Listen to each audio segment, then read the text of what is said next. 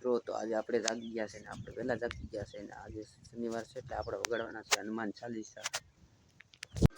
મિત્રો આપણે હનુમાન ચાલીસા વગાડવાનું શરૂ કર્યું ગુરુ ચરણ સરોજ રજ ભૂલો રામદૂત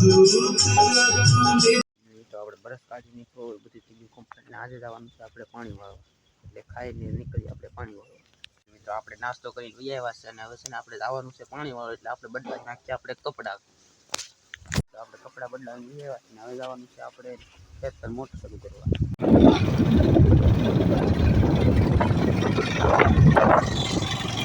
મિત્રો ફાઇનલી તો આપણે હવે ખેતર પૂગી ગયા છે ને આપણે લેની ખેતી કરી નાખી છે ને હવે કરવાની છે આપણે મોટર શરૂ ને આ છે અમારા ભાગ દાદના શેણા કેવા છે એ શેણા કહેજો અમને કોમેન્ટમાં હવે આ ખોલાક છે આપણે બાવણું આ કરી દે આપણે સલું મોટર થઈ ગઈ છે સલું